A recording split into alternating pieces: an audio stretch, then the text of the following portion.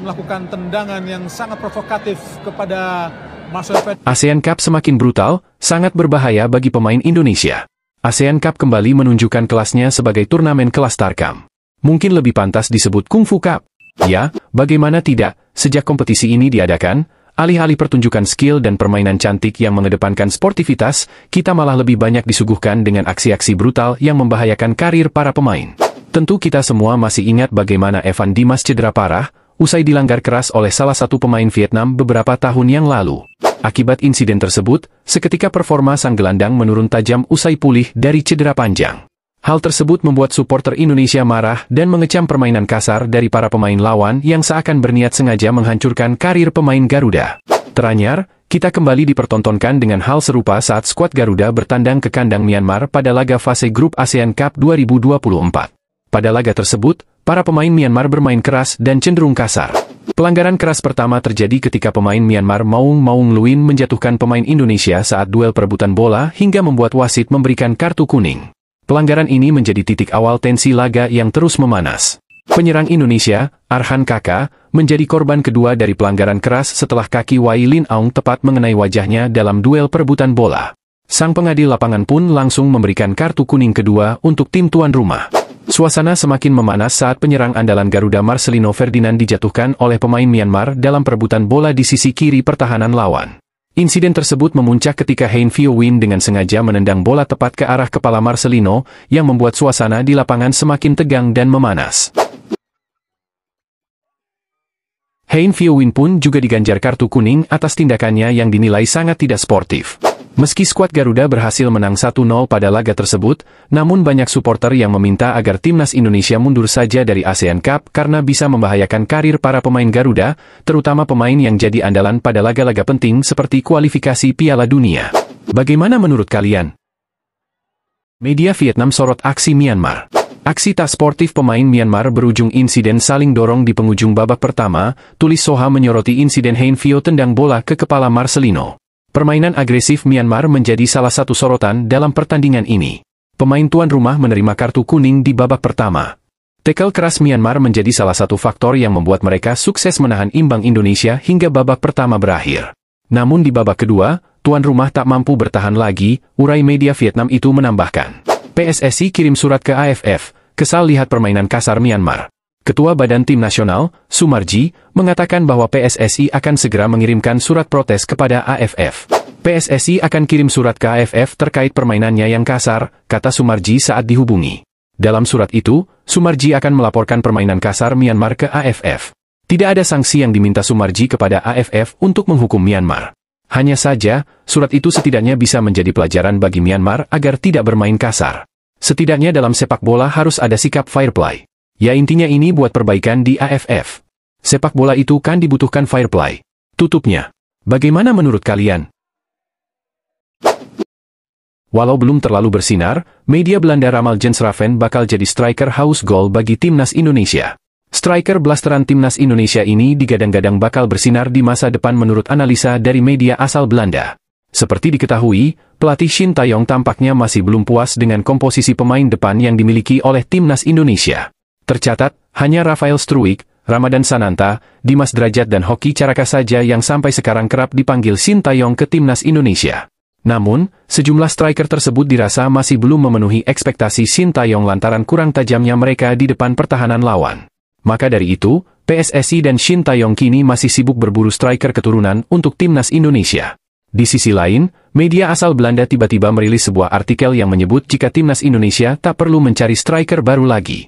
Pasalnya, skuad merah putih dikatakan telah mempunyai striker potensial yang diramal bakal bersinar di masa depan menurut media Belanda. Jens Raven diramal akan menjadi solusi atas kebuntuan di lini depan timnas Indonesia yang selama ini dicari oleh Shin Tae-yong. Jens Raven memiliki garis keturunan Indonesia dari neneknya Willy Maudi Baumgarten yang lahir di Yogyakarta, sehingga dirinya resmi disumpah sebagai WNI pada Juni 2024. Ia pun langsung masuk ke skuad timnas Indonesia di Piala AFF U19 asuhan Indra Syafri dan menjadi top skor di turnamen tersebut dengan 3 gol dan 3 assist. Bukan cuma itu, debutnya bersama timnas Indonesia juga berakhir manis dengan berkontribusi terhadap keberhasilan Garuda Muda juara Piala AFF U19. Kendati demikian, performa impresif Jens Raven itu belum membuat Shin Tae-yong terkesan sehingga dirinya belum berkesempatan debut bersama tim senior. Namun jauh sebelum itu, ternyata media lokal Belanda telah meramal potensi yang dimiliki oleh Jens Raven bahkan sebelum menjadi pemain timnas Indonesia. Menurut media lokal Belanda Haaglanden Voetbal, Jens Raven bisa menjadi senjata mematikan bagi timnas Indonesia di masa mendatang. Di Indonesia, pemain yang menjadi bagian Jong FC Dordrecht sejak 2023 itu dinilai bisa menjadi striker ideal masa depan timnas, rilis Haaglanden Voetbal beberapa saat yang lalu. Karena usianya yang masih muda, Raven juga bisa digunakan di tim nasional U19 Indonesia, jelasnya. Menurut media tersebut, Jens Raven memiliki sejumlah kelebihan seperti versatile atau bisa ditempatkan di posisi manapun serta ketahanan fisik yang baik. Pemain yang kuat secara fisik dan kreatif itu bisa ditempatkan di beberapa posisi dalam tim. Dia juga bisa bermain sebagai gelandang bertahan dan pemain sayap, tulisnya. Maka dari itu, Shin Tae-yong pun sempat tertarik dengan Jens Raven sekaligus sebagai sosok penting yang membawa sang pemain ke timnas Indonesia Junior. Pelatih Shin Tae-yong menjadi tertarik pada Raven ketika dia melihatnya selama kunjungannya ke Den Haag Mei lalu, tutupnya. Bagaimana menurut kalian? Inilah 4 pemain naturalisasi yang tak kunjung dipanggil timnas Indonesia lagi meski masih merumput di Liga 1. Beberapa pemain naturalisasi yang pernah menjadi andalan timnas Indonesia di Liga 1 saat ini tidak lagi dipanggil untuk memperkuat skuad Garuda. Nama-nama seperti Stefano Lillipali dan Mark Klok kini menjadi fokus perhatian dalam daftar tersebut. Meskipun performa mereka di Liga 1 menunjukkan kontribusi positif bersama klub masing-masing, ketidakhadiran mereka di timnas Indonesia menimbulkan banyak pertanyaan di kalangan penggemar sepak bola. Hal ini membuat banyak orang bertanya-tanya mengenai alasan di balik keputusan pelatih untuk tidak memanggil mereka kembali. Berikut 4 pemain tersebut. 1. Stefano Lillipali, Borneo FC. Stefano Lillipali terakhir kali memberikan kontribusi untuk timnas Indonesia pada bulan September 2023 ketika melawan Turkmenistan dalam FIFA Matchday. Di pertandingan tersebut, Lillipali berhasil mencetak 1 assist yang berkontribusi pada kemenangan Indonesia dengan skor 2-0. Namun, setelah pertandingan itu, ia tidak lagi mendapatkan panggilan untuk memperkuat timnas. Di Liga 1 2024-2025, Lillipali bermain untuk Borneo FC dan mencatatkan 1 gol serta 3 assist dalam 10 pertandingan. Statistik ini mencerminkan perannya yang signifikan di tingkat klub, tetapi belum cukup untuk menarik perhatian pelatih Shin Tae-yong untuk memanggilnya kembali ke timnas. Meskipun demikian, prestasinya di klub menunjukkan bahwa ia masih memiliki kemampuan yang patut diperhitungkan. 2. Mark Klok, Persib Bandung. Mark Klok, yang pernah menjadi pemain dengan harga tertinggi di Liga 1, mendapatkan kesempatan untuk memperkuat timnas Indonesia dalam pertandingan melawan Vietnam pada Maret 2024. Namun, sayangnya ia tidak dapat tampil karena mengalami cedera yang menghalanginya untuk berpartisipasi dalam laga tersebut. Setelah mengalami cedera, Klok harus bersaing ketat dengan pemain-pemain seperti Ivar Jenner, Nathan Koyaon, dan Tom Haye. Dalam kompetisi Liga 1 musim 2024-2025, Mark Klok hanya berhasil mencatatkan 1 assist dari 6 pertandingan yang dijalaninya bersama Persib Bandung. 3. Ezra Walian, Persik Kediri. Ezra Walian terakhir kali membela timnas Indonesia pada Piala AFF 2020, sama seperti Victor Igbonevo. Saat ini, kompetisi di posisi winger semakin sengit dengan kehadiran pemain-pemain seperti Ragnar Oratmangoen, Rafael Struwijk, dan Eliano Reijnders. Situasi ini membuat kemungkinan Ezra untuk kembali ke timnas semakin menipis. Dalam Liga 1 2024 hingga 2025, kontribusi Ezra di Persik Kediri belum terlihat cukup signifikan untuk memikat perhatian pelatih timnas. Dengan demikian, ia harus berusaha lebih keras agar bisa mendapatkan kesempatan untuk dipanggil kembali. 4. Victor Igbonevo, Persib Bandung. Victor Igbonevo terakhir kali memperkuat timnas Indonesia pada Piala AFF 2020. Dalam pertandingan tersebut, ia bermain selama 45 menit dan membantu tim meraih kemenangan 4-2 atas Kamboja pada matchday pertama Grup A. Setelah pertandingan itu, bek berusia 38 tahun ini tidak lagi menerima panggilan untuk bergabung dengan tim nasional oleh pelatih Shin Tae-yong. Musim ini bersama Persib Bandung, Igbonevo hanya tampil dalam 3 pertandingan dengan total menit bermain sebanyak 92 menit. Bagaimana menurut kalian? Ex-agen Ronaldo sebut Erick Thohir kunci proyek sepak bola ASEAN. Mantan agen Cristiano Ronaldo, Jorge Mendes, menyebut Ketua Umum PSSI Erick Thohir sebagai sosok kunci proyek sepak bola ASEAN yang akan dijalaninya. Mendes saat ini tengah berupaya membangun sebuah proyek sepak bola di kawasan Asia Tenggara yang dihuni pecinta olahraga lapangan hijau. Dilansir dari The Straits Times, Mendes berada di Singapura dan sudah berbicara dengan Taipan Negeri Singa Peter Lim, yang juga merupakan pemilik klub Valencia, soal proyek anyarnya tersebut. Mendes disebut mengusung nama Erick sebagai sosok kunci yang bisa mewujudkan proyeknya di Asia Tenggara. Selain Erick, Mendes juga menyatakan sosok pilar lain yakni pemilik klub Johor Darul Takzim asal Malaysia Tunku Ismail Sultan Ibrahim, Eric, Tunku Ismail, dan Peter Lim sudah bertemu beberapa waktu lalu. Tidak ada pemaparan jelas soal detail rencana Mendes, namun pria asal Portugal itu menyatakan keinginan menemukan bakat sepak bola dari kawasan Asia Tenggara yang berpenduduk ratusan juta orang. Pada akhirnya, Anda pasti akan menemukan pemain-pemain top karena mustahil tidak ada dengan jumlah penduduk 600 juta orang. Mustahil untuk tidak menemukannya, kata Mendes. Anda harus mulai membawa orang, guru, pelatih dari Portugal, Spanyol, dari Eropa. Karena daripada membawa pemain, kuncinya adalah Anda mengubah rencana dan jika Anda mulai membawa orang-orang profesional, orang akan tahu apa yang terjadi dan apa yang akan dilakukan, ucapnya menambahkan seperti dikutip dari The Straits Times. Mendes dikenal sebagai sosok belakang layar yang punya hubungan baik dengan talenta sepak bola maupun klub-klub top Eropa. Selain Ronaldo, aktor lapangan hijau lain yang juga dekat dengan Mendes adalah Jose Mourinho. Mendes pula yang memiliki kaitan dengan Manchester United dalam transfer Manuel Ugarte, Leny Yoro, dan Ruben Amorim. Bagaimana menurut kalian? Kevin Dix cetak sejarah gila, nama timnas Indonesia berkali-kali disebut media Jerman. Bintang timnas Indonesia Kevin Dix mencetak sejarah baru bagi timnas Indonesia. Pemain keturunan Maluku ini bahkan membuat timnas Indonesia disorot media Eropa berkat penampilan impresifnya dalam membela FC Copenhagen. Kevin Dix berhasil menjadi pahlawan kemenangan dalam laga Dinamo Minsk versus FC Copenhagen dalam UEFA Conference League pada Kamis, 29 November 2024, dini hari waktu Indonesia Barat. Bermain di Mehdi Husseizadeh Stadium, Kevin Dix berhasil membawa kemenangan untuk FC Copenhagen lewat tendangan penaltinya pada menit 55. Gol Kevin Dix inilah yang membuat FC Copenhagen unggul 2-1 atas Dinamo Minsk malam itu. Kevin Dix menjadi pemain timnas Indonesia pertama yang mencetak gol di UEFA Conference League. Bahkan Kevin digadang-gadang bisa menjadi pemain timnas Indonesia pertama yang berlaga di Bundesliga, sebuah liga sepak bola profesional teratas atau kompetisi utama sepak bola di Jerman. Penampilan Dix inilah yang membuat timnas Indonesia menjadi sorotan media Jerman. Berkat penampilan cemerlang Kevin Dix, nama Indonesia berkali-kali disebut salah satu media ternama Jerman. Sky Sport dalam ulasannya berkali-kali menyebut jika Kevin Dix merupakan pemain timnas Indonesia.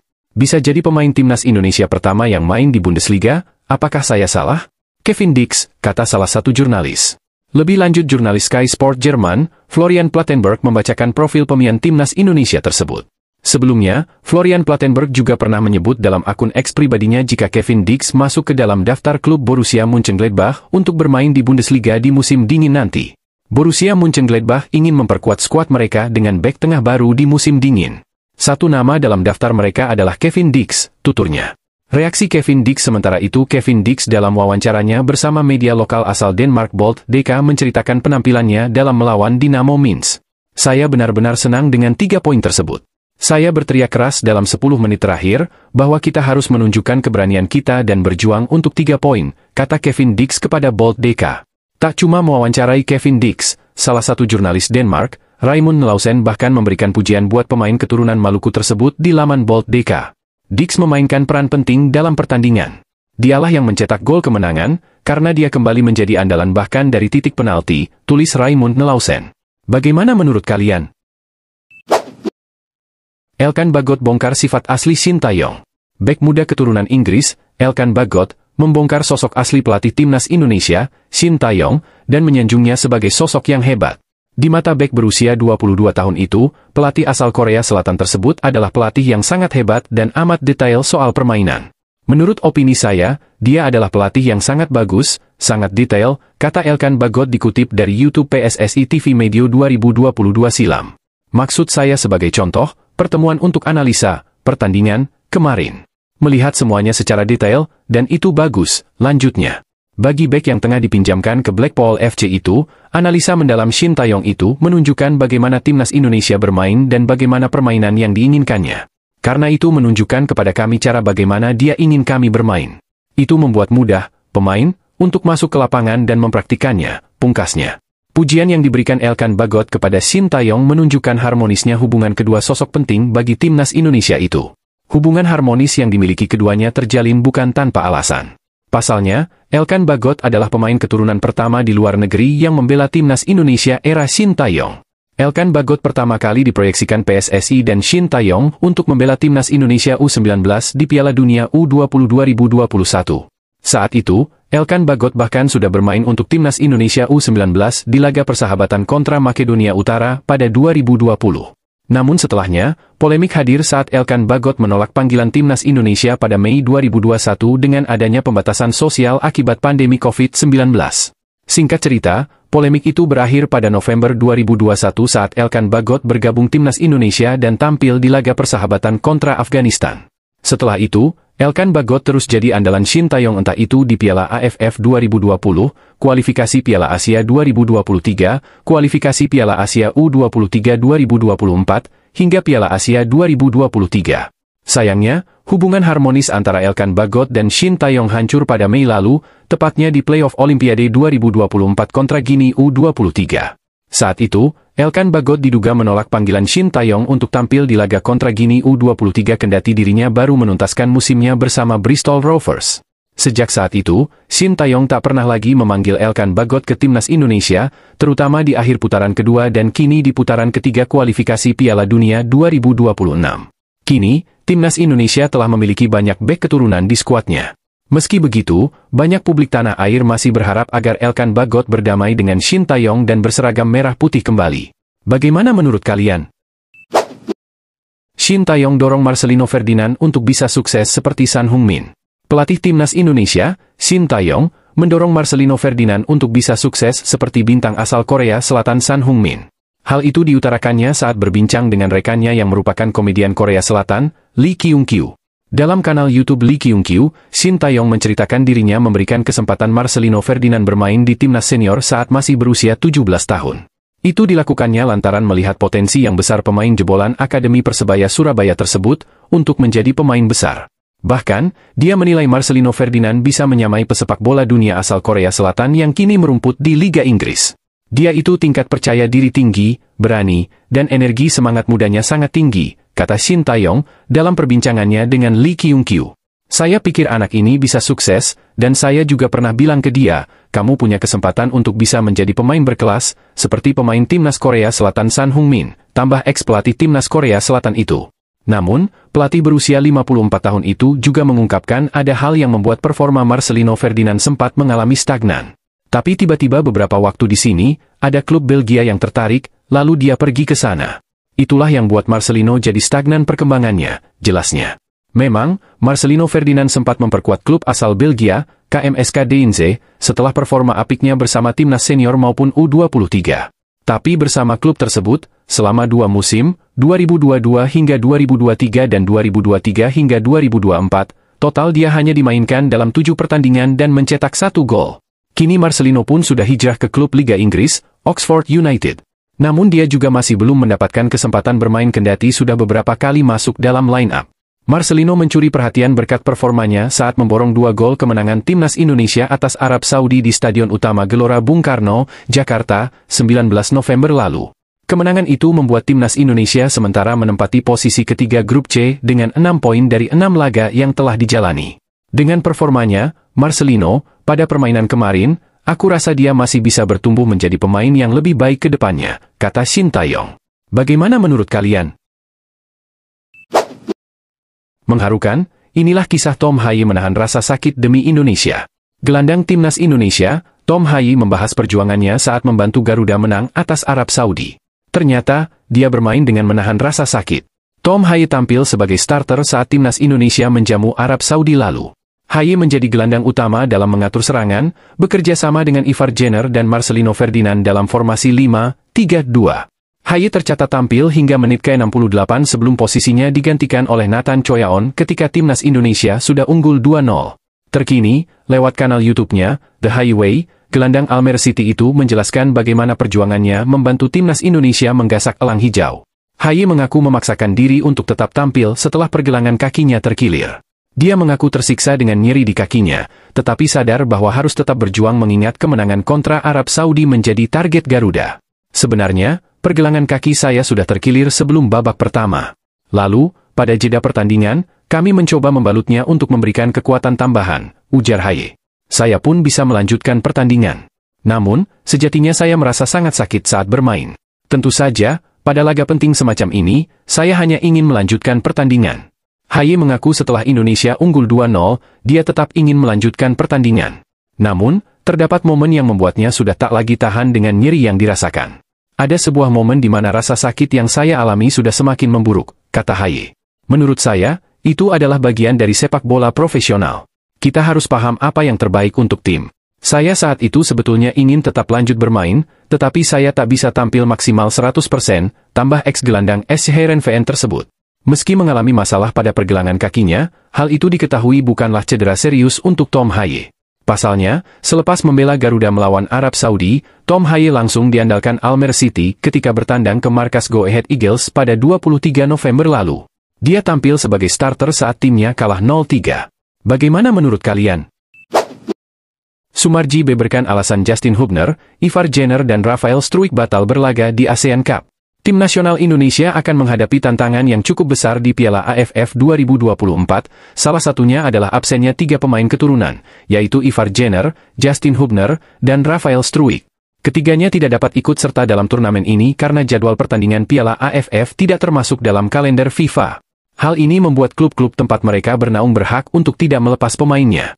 Ivar Jenner yang bermain untuk Jong Utrecht, Justin Hubner yang tergabung dengan Wolves U21, serta Rafael Struijk yang membela Brisbane Roar, merupakan pemain muda yang memiliki potensi besar dan diharapkan dapat memperkuat timnas Indonesia di Piala AFF. Namun, karena turnamen ini tidak masuk dalam agenda resmi FIFA, klub-klub mereka tidak memiliki kewajiban untuk melepaskan pemain tersebut. Sumarji, Ketua Badan Tim Nasional, BTN, mengungkapkan bahwa situasi ini tidak bisa dihindari. Klub-klub telah menyampaikan keberatan mereka, dan kami menghargai keputusan tersebut, jelasnya. Meskipun kehilangan 3 pemain kunci, pelatih Shin Tae-yong tetap mempertahankan optimisme. Shin Tae-yong masih memiliki banyak pilihan pemain yang dapat mengisi posisi yang kosong, dan kami tetap optimis, tambah Sumarji. PSSI menilai Piala AFF 2024 tetap sebagai turnamen yang sangat penting meski tidak terdaftar dalam kalender FIFA. Turnamen ini merupakan salah satu kompetisi paling bergengsi di Asia Tenggara, dan Indonesia memiliki ambisi besar untuk meraih gelar juara yang hingga kini belum pernah mereka raih. Beberapa orang mungkin menganggap kami meremehkan turnamen ini, tetapi sebenarnya tidak demikian, tegas Sumarji. Ini adalah turnamen paling bergengsi di Asia Tenggara. Kami memiliki target yang jelas, yaitu setidaknya mencapai final, dan jika memungkinkan, meraih gelar juara. Timnas Indonesia tergabung dalam grup B bersama Vietnam, Myanmar, Laos, dan Filipina. Persaingan di grup ini diperkirakan akan sangat sengit, terutama melawan Vietnam yang dikenal sebagai salah satu tim terkuat di kawasan ASEAN. Jika pada akhirnya trio pemain keturunan tidak dapat bergabung, Shin Tae-yong menyatakan bahwa ia tidak akan mencari pengganti untuk mereka. Sebaliknya, pelatih asal Korea Selatan ini berencana untuk memaksimalkan potensi pemain yang sudah ada dalam tim. Hoki Caraka bisa menjadi pengganti, jadi itu bukan masalah, tambah Shin Tae-yong. Bagaimana menurut kalian?